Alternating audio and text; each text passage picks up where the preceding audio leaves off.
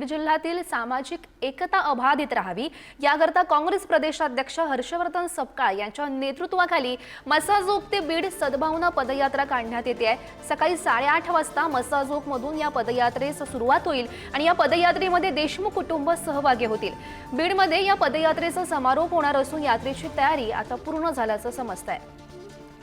आणि या संदर्भात अधिकची माहिती जाणून घेऊयात। आमचे प्रतिनिधी उदय नागरगोजे सध्या आपल्यासोबत आहेत। उदय, महत्त्वाची अपडेट, मसाजोगमध्ये आज ही काँग्रेसची सद्भावना यात्रा निघणार आहे, कसं नेमकं नियोजन असेल या यात्रेचं? गौरी, साधारणतः सकाळी 8:30 वाजता या सद्भावना यात्रेला मसाजोग येथून प्रारंभ होणार आहे।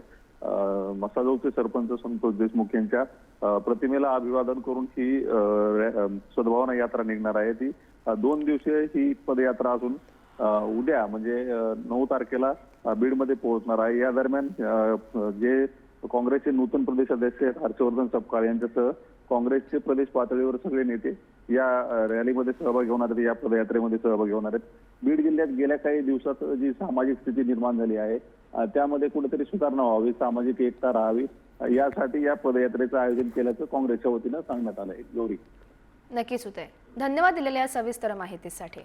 तर या सद्भावना पदयात्रेमध्ये देशमुख कुटुंबीय सुद्धा सहभागी होणार असल्याचं समजतंय। काँग्रेसचे प्रदेशाध्यक्ष हर्षवर्धन सपकाळ यांच्या नेतृत्वाखाली ही पदयात्रा निघणार आहे।